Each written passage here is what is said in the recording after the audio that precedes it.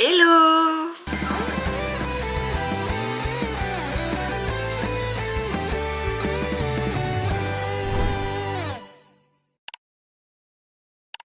Bienvenue dans ce 4e épisode des June Vlog Diaries. Il est 10h48 et je suis toujours sur le montage du vlog précédent. Et hier soir j'étais trop fatiguée pour faire du montage. Donc là il faut que je me dépêche de terminer le montage. J'espère le terminer avant midi. Comme ça après je vais au Sacré-Cœur en début d'après-midi. Et puis surtout faut pas que je m'éternise trop sur le montage du vlog précédent, parce que sinon ça va empiéter trop sur ma journée. Je vais pas vous filmer grand chose. Et j'ai pas envie d'accumuler du retard sur mes montages après. Donc là je vais terminer le montage. Je sais pas si je vous reprends avant de partir en balade ou non. En plus j'ai très hâte de vous raconter l'histoire du jour. En espérant qu'il ne pleuve pas, parce que si cet après-midi il pleut beaucoup, je sortirai pas, donc je vous raconterai une autre histoire à la place. Et ça ce serait dommage quand même, parce que elle vaut le coup. Bon après si je vous la raconte pas aujourd'hui, je vous la raconterai demain, donc c'est pas très grave au final. Mission réussie, il est 11h45, on est donc 1 heure plus tard et j'ai réussi à monter mon vlog avant midi. Par contre je vous cache pas, là je suis crevée, j'ai un petit mal de tête aussi, donc la balade jusqu'au Sacré-Cœur elle va être dure aujourd'hui je pense. Mais il faut que je le fasse, et en plus je crois qu'il va peut-être pleuvoir cet après-midi. On verra bien, parce que c'est vrai que l'histoire de mardi sur le nom de Montmartre, pourquoi ça s'appelle comme ça, avec la pluie c'était compliqué. J'espère que j'ai pas trop galéré aujourd'hui aussi. Là par contre il y a des éclaircies, donc je croise les doigts pour que quand je sorte il y ait un peu de soleil, mais je crois que j'ai la poisse, donc je suis pas sûre. Je vais sortir avec mon petit sac.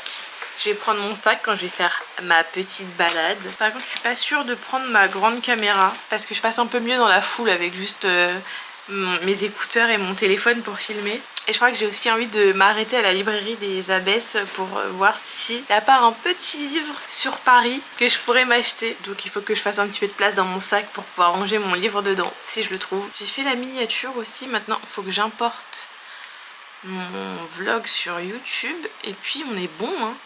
Ah, faut que je réponde aux commentaires que j'ai eu hier aussi, parce que j'ai pas pris le temps d'y répondre. Ouais, je me sens vraiment à l'ouest là, j'ai un gros coup de barre. En plus je me suis réveillée un peu plus tard que prévu, je me suis réveillée à 9h30. J'arrivais pas à me lever. J'avais mis mon réveil à 8h, mais impossible de me réveiller avant.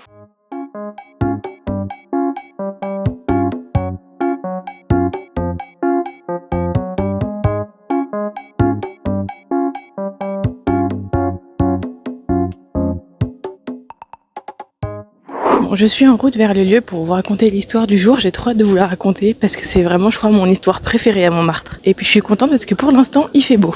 Il y a un peu de vent mais il fait beau. Je viens de laisser passer un énorme groupe de touristes. J'espère qu'ils vont pas là où je vous emmène pour vous raconter l'histoire, parce que ça va être invivable. Là actuellement ils sont devant la Maison Rose en train de prendre des photos.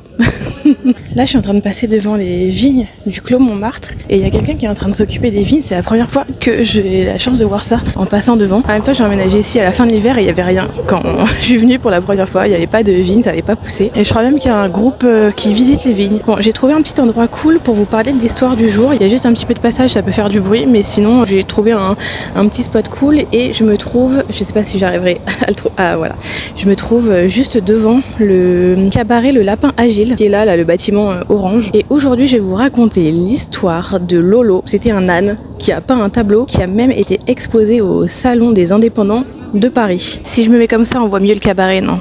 Je crois que oui.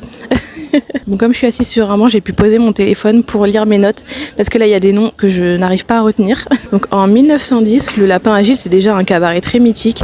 Tous les artistes fauchés du quartier viennent tous les soirs pour refaire le monde et discuter jusqu'à pas d'heure. Et le propriétaire de l'époque, donc c'était Frédéric Gérard, qui était surnommé Père Frédé, il avait un âne qui s'appelait Lolo et qui vivait dans la cour du cabaret, c'était un peu la mascotte. Bon, il y a beaucoup de vent, je sais pas si vous m'entendez bien dans le micro. Je suis désolée sinon. Ça s'est un peu calmé autour de moi, il y avait une guide touristique et tout, il y avait plein de monde, mais là ça s'est un peu calmé donc j'en profite. Je vais essayer de finir mon histoire avant qu'il y ait un nouveau groupe de touristes qui arrive. Un jour, il y a un journaliste du nom de Roland d'Orgelès qui a envie de faire une petite blague aux critiques d'art. Il y a le petit train qui passe derrière moi comme d'hab, je sais pas si vous l'avez vu. Je vois absolument rien là dans mon téléphone dans le retour, comme j'ai les cheveux dans le visage. Mais oui, il en a marre que les gens s'extasient de l'art, des nouveautés dans l'art. Ils pensent que certaines personnes trouvent toutes les nouveautés hyper belles et avant-gardistes parce qu'ils y connaissent rien en fait et qu'ils ont peur de passer pour des imbéciles. Je viens de lever la tête et il y a une plaque pour Roland d'Orgelès juste devant moi. Je vous la filmerai après, vous inquiétez pas. Bref, il va voir Père Frédé et il lui demande s'il peut emprunter son âne pour faire un tableau. Donc il va accrocher un pinceau à la queue de l'âne et y mettre de la peinture. Et à chaque fois que Lolo va faire un mouvement avec sa queue, ça va faire des traces de peinture sur le tableau. Je vous affiche le résultat du tableau juste à côté de moi et franchement je le trouve plutôt beau, hein, moi. Il va nommer le tableau et le soleil s'endormit sur l'Adriatique.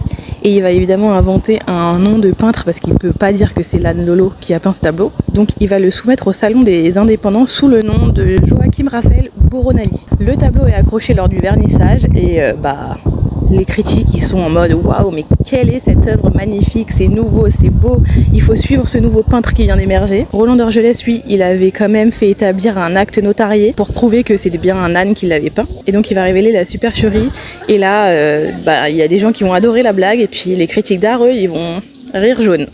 Après cette histoire, Lolo n'a plus repeint, malheureusement. Dommage parce que je l'ai trouvé super doué, moi personnellement. Le tableau a été acheté pour 400 francs à l'époque et ça a été reversé à un orphelinat. Et aujourd'hui, le tableau se trouve à l'espace culturel Paul Bédu à Milly-la-Forêt. Le cabaret existe toujours, il reçoit toujours du monde. Malheureusement, il n'y a plus d'âne dans la cour, mais vous pouvez toujours venir manger le soir et assister à un spectacle. Il y a un deuxième petit train qui passe derrière moi. Je vais vous montrer la petite plaque de Roland d'Orgelès. Elle est juste ici. C'est incroyable, je l'avais pas vu avant de commencer mon histoire et à parler de lui. Bon allez, je reprends la route direction le Sacré-Cœur puisque la mission reste quand même d'aller jusqu'au Sacré-Cœur. Et je pense que sur le retour, je vais m'arrêter à la librairie des Abbesses pour m'offrir un petit cadeau d'anniversaire.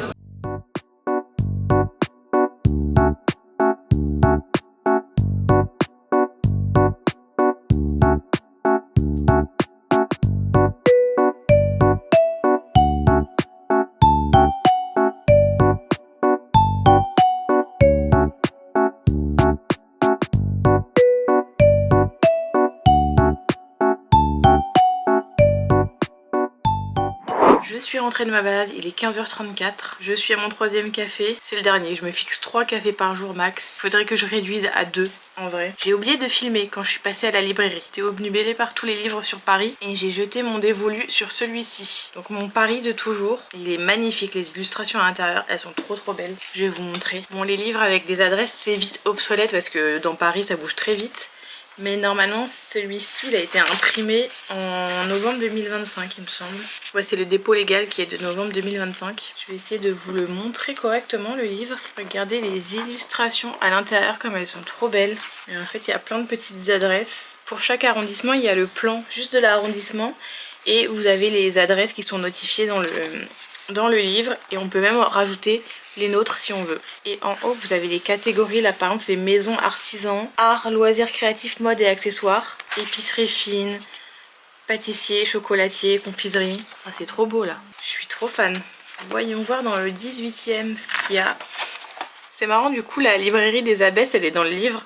Mais c'est pas eux qui ont fait ce livre, c'est les éditions Flammarion. Mais comme quoi, si vous êtes de passage dans le 18e, il faut aller librairie des Abbesses. En vrai, elle est très mignonne comme librairie, c'est une vieille librairie avec des livres jusqu'au plafond et tout. Mais j'ai oublié de filmer, je suis désolée. Je vous jure que quand je suis arrivée, j'ai complètement oublié tout ce que je devais faire. J'étais subjuguée par tous les livres sur Paris. Vraiment, j'aime trop, il est trop beau. Oh là là, les illustrations pour le marché Saint-Pierre, j'aime trop. Je suis trop fan, vraiment c'est un super livre quand on aime Paris. Il est super sympa à voir, oh j'adore. Et le dos avec la tour Eiffel toute dorée et le petit cœur au-dessus, non vraiment, chaque détail de ce livre, j'aime trop. Il est trop beau. Je prendrai le temps de le regarder tranquillement de mon côté, mais j'adore. Je vais me poser 5 minutes pour boire mon café, ensuite je vais filer à la douche et je pense que je vais faire avec vous l'unboxing de ma Nintendo Switch.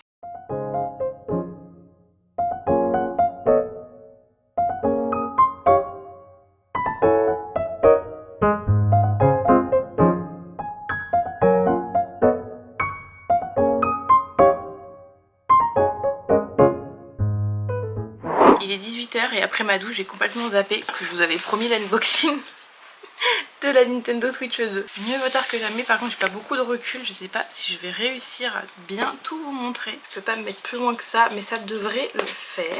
Les autres Switch elles doivent plus avoir de batterie. Et je me demande si ça va pas poser problème pour configurer mon compte. Parce que y a une histoire de Switch principale et tout. C'est pas grave, là je vais juste faire l'unboxing et la configuration on verra plus tard. Je ferai ça dans mon coin parce que ça va être trop compliqué. L'écran est immense. Je vais aller chercher ma Switch quand même. Donc ça c'est la première Switch, l'écran est comme ça. Bon, vous voyez tout dans le reflet mais c'est pas grave. Ensuite on avait la Switch OLED. Donc ça c'est l'édition Animal Crossing, donc c'est pas la toute première version des Switch mais en termes de taille et tout c'est la même chose. Ça c'est la Switch OLED, déjà il y a une différence mais bon, après l'écran est pas allumé, ça se voit encore plus avec l'écran allumé. Et là c'est encore plus grand quoi. Je vais mettre les Joy-Con, les petits Joy-Con qui sont du coup complètement différents, puisque du coup avec cela on peut un peu s'en servir comme d'une souris en la mettant comme ça. C'est trop bizarre. Ouais, normalement les Joy-Con sont plus faciles à mettre que les autres. Ouais, ça se clipse bien. Trop bien. C'est immense. La Switch Animal Crossing là, elle est toute minuscule à côté, la pauvre. Regardez-moi ça. Je vais essayer de l'allumer pour voir si je peux la configurer, mais bon il me manque la carte mémoire et je sais pas si je vais pouvoir mettre mon compte tout de suite. Du coup on a le câble pour le brancher à la télé ou à un écran. Là, je peux le brancher là sur mon PC mais j'ai plus de place sur mon bureau. C'est marrant, c'est à mettre sur les Joy-Con pour pouvoir accrocher les dragons quand les Joy-Con sont pas sur la Switch directement. Je vais remettre ça là pour l'instant. Je vais continuer l'unboxing. Ok, donc ça c'est pour pouvoir faire une manette. Il y avait la même chose sur la première Switch. Le chargeur. Le box secteur il est hyper lourd. Et là on a le câble, c'est un USB-C. Hein. Et bien sûr pour finir le dock de la console. Waouh! Il est tout arrondi, il est trop beau comme ça. Je suis trop contente de ma petite Switch. Par contre je suis un peu deg du design. Parce que là vraiment c'est juste tout noir. Je suis trop contente d'avoir cette nouvelle Switch. Par contre c'est vrai qu'elle est très peu colorée. Ça me fait bizarre d'avoir un bloc tout noir là. Le dock est tout noir, la console est toute noire. Alors qu'avant j'avais quand même ma Switch Animal Crossing. Bon, derrière c'est noir aussi mais les joysticks, les Joy-Con sont trop beaux. Vraiment c'était les plus beaux bleus et verts comme ça. Et sur la Switch OLED j'avais rajouté des protèges joystick. Je sais pas par contre si ça va rentrer sur les joysticks de la Switch 2, ça a l'air plus gros quand même. Je suis trop contente, je vais la configurer là. Je vais aussi mettre à charger mes autres Switch, histoire de pouvoir récupérer mes comptes et faire le changement de mon compte de la Switch Animal Crossing à la Switch 2.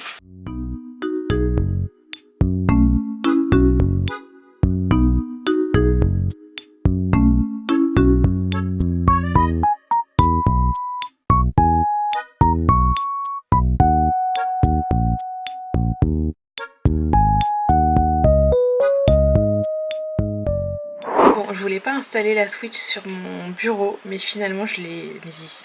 Ça me gêne pas pour utiliser mon PC ni mon deuxième écran donc je pense que je vais laisser ça là. Et là il est 20h17, Edwin a fini le boulot, il arrive. Ce soir il y a un match de l'équipe de France.